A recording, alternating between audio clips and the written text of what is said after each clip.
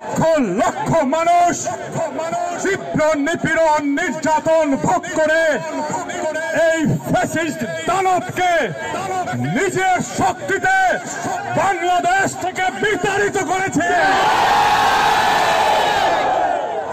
বাংলাদেশের এই বিজয় সারা দুনিয়ার জন্য একটি উদাহরণ হয়ে থাকবে। 1971-এ একটি বিজয় এসেছিল, আমাদেরকে বলা হয় এই বিজয় আমরা পেয়েছিলাম ভারতের অনুগ্রহে। 2024-এর বিজয় কোন বিদেশি শক্তির অনুগ্রহে নয়।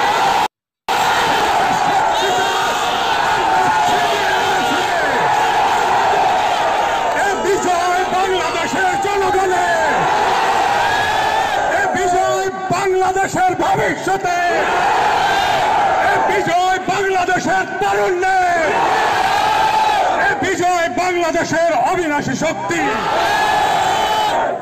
আজ এই বিজয়ের মুহূর্তে সবাইকে বলে দিতে চাই, পৃথিবীকে বলে দিতে চাই,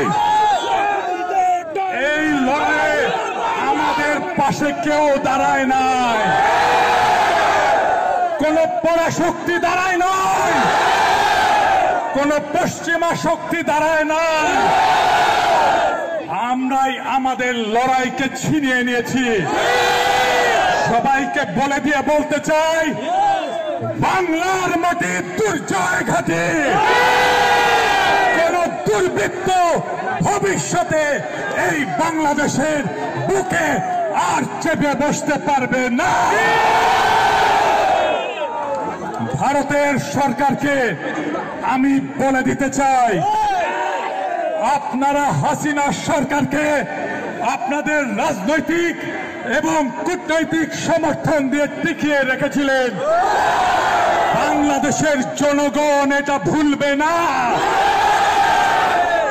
বাংলাদেশের জনগণ দেখিয়ে দিয়েছে কিভাবে বিপ্লব করতে হয়, কিভাবে ফ্যাসিবাদ হটাতে হয়, কিভাবে রক্ত দিতে হয়, কিভাবে বন্দুকের গুলির সামনে বুক চিতিয়ে দাঁড়াতে হয়। আমরা 18 কোটি জনগণ বাংলাদেশের স্বাধীনতা, সার্বভৌমত্ব, জাতীয় মর্যাদা রক্ষা করার জন্য আবু সাঈদের মতো বুক চিতিয়ে দাঁড়াবো ভবিষ্যতে। প্রিয় বন্ধুরা,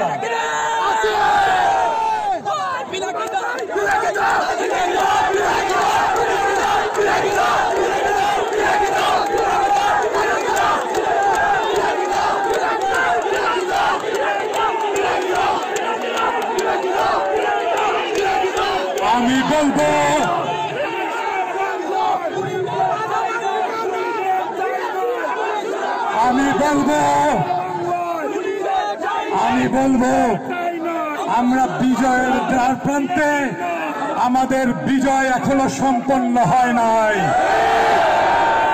শহীদের রক্ত শুকায় নাই। শহীদের রক্তের বিরুদ্ধে কোন বেঈমানি বাংলাদেশ সহ্য করবে না। শেখ হাসিনা খুনিকে কোন রাষ্ট্র রাজনৈতিক আশ্রয় দিতে পারবে না। কথা ফাইনাল। যেই দেশ তাকে রাজনৈতিক আশ্রয় দেবে, বাংলাদেশের জনগণ তাকে শত্রু হিসেবে বিবেচনা করবে। ফ্যাসিস্টের কোন দেশ হয় না রাজনৈতিক আশ্রয় হয় না, তাকে বিচার করতে হবে। আমরা হাসিনার, তার মন্ত্রিসভার, তার পুলিশ প্রধানের, তার র্যাব প্রধানের, তার বিজেপি প্রধানের বিচার করব বাংলাদেশের মাটিতে।